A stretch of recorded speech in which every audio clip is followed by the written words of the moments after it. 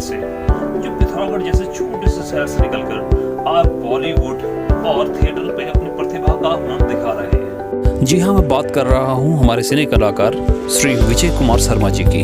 इस छोटे से शहर पिथौरागढ़ से निकलकर आज बॉलीवुड के बड़े बड़े कलाकारों के साथ अपना अभिनय का परिचय दे चुके हैं। आज बॉलीवुड के बड़े बड़े कलाकार जैसे अमिताभ बच्चन, अक्षय कुमार और सलमान खान जैसे बड़े मजे हुए कलाकारों के साथ भी काम वो कर चुके हैं। इसके अलावा धार्मिक सीरियल्स में कुलश्रेष्ठ और आचार्य की भूमिका में इनको अशोका, सिया के राम, चंद्र नंदिनी, सूर्यपुत्र कर्ण, संकट मोचन हनुमान, विघ्नहर्ता गणेश, परमावतार श्री कृष्ण आदि कई धार्मिक सीरियलों में भी इन्होंने अपने अभिनय का परिचय दिया है। बहुत सारे टीवी विज्ञापन पर भी इन्होंने अपना काम किया है, जैसे सेवलेट की बीट कार, नेटवर्क 18, माइक्रोसॉफ्ट इत्यादि। अगर टीवी सीरियल्स की बात हम करें तो ये रिश्ता क्या कहलाता है, देवांशी, तीन देवियाँ, कुल्फी कुमार बाजेवाला, कहाँ हम कहाँ तुम इत्यादि में भी उन्होंने अपने अभिनय का परिचय दिया है। साथ ही कुछ हास्यप्रद धारावाहिक जैसे कि सबका चहेता तारक मेहता का उल्टा चश्मा और मर्दों को दर्द नहीं होता आदि जैसे कई टीवी सीरियल्स में भी ये काम कर चुके हैं। तो प्रस्तुत है इनके साथ लिया गया एक छोटा सा इंटरव्यू। नमस्कार, सबसे पहले स्वागत है आपका हमारे इस यूट्यूब चैनल पे। सबसे पहले एक नॉर्मल सा सवाल होता है कि ऐसे छोटे से शहर से निकल के इतनी बड़ी इंडस्ट्री में कदम रखना और इतने बड़े बड़े कलाकारों के साथ काम करना, ये आपका सफ़र कैसा रहा है इस बीच में? सफ़र में ये तो नहीं कहूँगा काफ़ी आसान था, लेकिन हाँ मुश्किल ज़रूर था, मगर मुझे बहुत मज़ा आया। मेरे पिताजी फौज में थे, पापा, तो इस वजह से मुझे थोड़ा एजुकेशन बाहर मिली और मैं दिल्ली में रहा और दिल्ली में मैंने नेशनल स्कूल ऑफ ड्रामा के प्लेस देखने जाया करता था। वहीं से मेरी रुचि जागी इस फील्ड में आने की और फिर धीरे धीरे काम करते मैं फिर 2012 में बॉम्बे गया और वहीं पर तब से रहा। और आपका जो सफ़र शुरू हुआ फिल्मों के साथ, ये कैसे शुरू हुआ? सर, मन तो बचपन से ही था, लेकिन जाना कैसे करके ना कई बार बहुत मुश्किल होती थी, क्योंकि चीज़ें बहुत बड़ी दिखती थी तो हिम्मत अक्सर हार जाया करता था। फिर जब मैं दिल्ली में गया तो दिल्ली में मैं नेशनल स्कूल ड्रामा के जो प्लेस देखने जाया करता था, तो धीरे धीरे वहाँ पर नोटिस बोर्ड में लिखा रहता था कि उनको एक्टरों की ज़रूरत है, कुछ बाकी बाहर के ग्रुप लोगों को।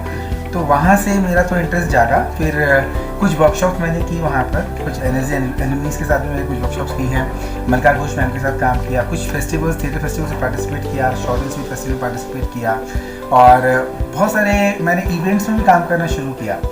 मैं शोज़ एंकर किया करता था, इंग्लिश हिंदी दोनों भाषाओं में, और काफ़ी मॉल्स के अंदर भी काफ़ी शोज़ वगैरह मैंने किए। और क्योंकि रेम्यूनरेशन भी अच्छा ही था तो इस वजह से मैं थोड़ा सा काम कर भी पा रहा था। जैसे आप आगे चलते जाते हो रास्ता दिखता जाता है, ऐसे ही काम शुरू किया। दिल्ली में अक्सर हमारे पास ज़्यादातर मैं नोएडा में जैसे सनसनी हो गया, वारदात, इस तरह के बहुत सारे न्यूज़ चैनल्स के अंदर कुछ नाटकीय रूपांतरण जैसे शोज आया करते थे, तो उसमें भी मैंने बहुत सारे रोल प्ले किए हैं और अक्सर लीड में ही रोल किया मैंने उसके अंदर। कभी इंस्पेक्टर बनाया गया मेरे को, कभी विक्टिम दिखाया गया, कभी कुछ तो ऐसे शोज़ किए। फिर क्या कहते हैं, कुछ वर्कशॉप वगैरह की मैंने निरंजन गोस्वामी जी के साथ वर्कशॉप की थी, माइम की, और उसके अलावा काफ़ी शॉर्ट फिल्म्स मैंने की। और फिर एक बार मैंने प्लान बनाया कि मुझे बॉम्बे जाना है। मैं बॉम्बे गया, पर शुरू में बात बन नहीं पाई तो मैं वापस आया। फिर काम करता गया, शोज़ करता गया, फिर दोबारा गया वहाँ पर। फिर ऐसे ऑडिशन जैसे हम बैंक देने जाते हैं, ऑडिशन सेंटर्स में जाते हैं, तो मेरी पहली फिल्म जो मैंने बॉम्बे में मेरे को जो मिली थी वो मिली थी शमिता बच्चन सर की फिल्म थी वो। तो उस फिल्म में मुझे काम मिला फर्स्ट। मैंने सिया के राम में सीता के मामा का रोल प्ले किया है। मैंने अशोका के अंदर आचार्य गिरिनाथ का रोल प्ले किया है, काफ़ी अच्छा कैरेक्टर था वो। उसके अलावा मैंने चंद्र नंदिनी, बहुत सारे शोज़ के अंदर मैंने ब्राह्मण के किरदार बहुत किए हैं। ऐसे बहुत सारे शोज़ मैंने किए हैं बॉम्बे के अंदर।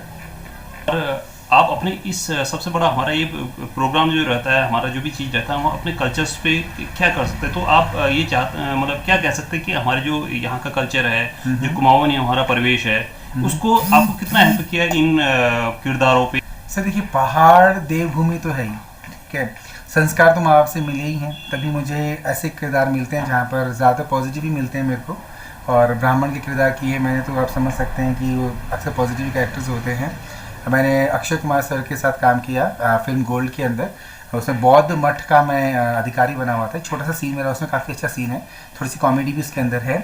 हाँ, जैसे मैं जब बॉम्बे गया तो बॉम्बे में हमारे बहुत सारे पहाड़ी भाई वहाँ पर काम कर रहे हैं, अच्छे स्तर में काम कर रहे हैं। प्रसून जोशी सर काम कर रहे हैं, हेमंत पांडे सर काम कर रहे हैं, और कहीं ना कहीं जाने अनजाने में हमारी मदद करते ही हैं। जितना भी हो सकता है वो कहीं ना कहीं हमारे सामने खड़े होते ही हमारी मदद करने के सामने आते ही हैं। और एक पहाड़ी समाज वहाँ पर है, उत्तराखंडी समाज कहते हैं वहाँ पर, जो बढ़ावा देता है, कोशिश करता है कि हमारे पहाड़ी भाइयों को वहाँ पर काम मिले। यहाँ पर काम जो है ना वो आपको अपनी मेहनत से ही मिलने वाला है, तो आपको ऑडिशन देने जाना ही पड़ेगा। आप में अगर वो खासियत है, वो बात है, तो आप बहुत आगे तक पहुँच सकते हैं। ये तो मुझे पूरा भरोसा इस लाइन का है।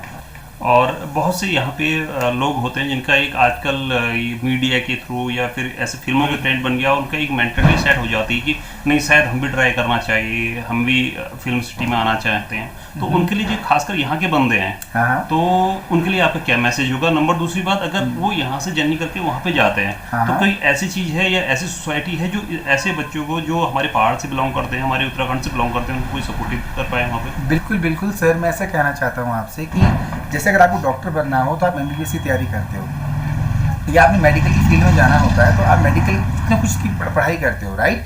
तो ऐसे हमारे ये जो हमारी ये जो फिल्म नगरी है, इसमें भी अगर आप पूरी तैयारी से उतरेंगे ना तो आपके विफल होने के चांसेस ना के बराबर हो जाते हैं, राइट। बहुत सारे ऐसे इंस्टीट्यूट हैं, जैसे NSD है, FTII है, ऐसे बहुत सारे प्राइवेट इंस्टीट्यूट भी है, KNK है, विस्लिंग वुड्स इंटरनेशनल है। बहुत सारे ऐसे भी हैं जहाँ पर जो इन बड़े बड़े स्कूलों से पढ़ के आए हुए जो बच्चे होते हैं वो आने वाली जनरेशन को सिखाते हैं। इनके अपने अपने खुद के कोचिंग सेंटर्स वगैरह भी होते हैं, और आपकी पर्सनैलिटी डेवलपमेंट के ऊपर भी वो आपको सिखाते हैं। और एक्टिंग के अलावा जितनी भी अलाइड इंडस्ट्री है, जैसे कि मेकअप हो गया, जैसे कि कॉस्ट्यूम हो गया, जैसे कि ड्रामा हो गया, जैसे कि आपका थिएटर हो गया, बहुत सारी ये इंडस्ट्री बहुत बड़ी है। तो आप मल्टीपल काम सीखते हो।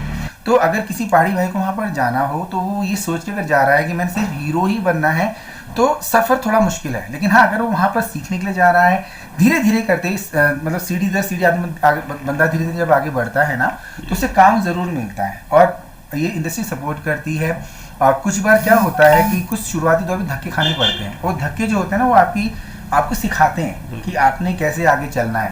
लेकिन हाँ, काम मिलता है अगर रेगुलर आप लोगों को अप्रोच करते रहोगे, अपने आप को निखारते रहोगे। जैसे कि कंपटीशन बहुत तगड़ा है वहाँ पर। आप कहो कि मुझे पहले दिन जाते ही काम मिल जाए, तो ऐसा थोड़ा सा मुश्किल है, नामुमकिन नहीं है, मुश्किल ज़रूर है। लेकिन हाँ, थोड़ा सा बंदा वहाँ रहे, 1 साल 2 साल 3 साल रहे, तो धीरे धीरे बात बनती है। और इंडस्ट्री बहुत बड़ी है, उम्मीद से बढ़कर नाम है, उम्मीद से बढ़कर पैसा है, और कहीं ना कहीं हम अपनी संस्कृति को भी उभारते ही हैं। आज नहीं तो कल वो चीज़ हमारी नज़र आती ही है। ये अभी के दौर में जब आप इतना स्टेबल हो चुके हैं एक हिसाब से, और इतने बड़े कलाकारों के साथ आपने परफॉर्मेंस कर ली है, तो अब इसके बाद भी आपके लिए स्ट्रगल कितना ज़्यादा होता है वहाँ पे? सर मैं आपको बताऊँ, स्ट्रगल कभी ख़त्म ही नहीं होता है। जैसे जब मैं स्टार्टिंग में आया था, मुझे लगता था कि मेरे को क्राउड में भी खड़े होने के लिए जगह मिल जाएगी तो मेरे लिए बहुत है। तो उसमें जब मैं गया तो मुझे इससे कुछ अच्छा मिल जाए, इससे कुछ अच्छा मिल जाए, तो अच्छे का तो कभी कोई एंड ही नहीं होता है, राइट। कोशिश करते हैं, बड़ी बड़ी फिल्मों के ऑडिशंस देते हैं, जाके काम मिल जाए, तो धीरे धीरे स्टेबिलिटी आती है। और स्टेबिलिटी का कोई आंसर नहीं है सर। आज हम एज एन एक्टर स्ट्रगल कर रहे हैं, हो सकता है कल एज ए राइटर हम आगे बढ़ना चाहें, हो सकता है एज ए डायरेक्टर आगे बढ़ना चाहें, हो सकता है प्रोड्यूसर बनना चाहें ना, तो स्टेबिलिटी का कोई एंड नहीं है। आप इतनी बड़ी मीडिया से आते हैं, उत्तराखंड में मुझे लगता है कि एक बहुत बढ़िया हब है ऐसे फिल्म सिटी के लिए, तो आप चाहेंगे कभी यहाँ हब यहाँ पे बने? ज़रूर सर, मैं आपको बता दूं, मैं जो गोरेगांव में फिल्म सिटी है उसमें एक बस चलती है, फिल्म सिटी टूर है, उस शो को मैं एंकर भी करता हूं। और ऐसे ही एक शो के दौरान उत्तराखंड के हमारे पिथौरागढ़ के कलेक्टर सर भी वहां पर आए थे, तो उनसे मेरी बातचीत हुई थी। उन्होंने बताया कि हमने पिथौरागढ़ में कुछ लोकेशंस फ्री भी की हैं ताकि बड़े बड़े प्रोड्यूसर्स आकर यहाँ पर काम करें।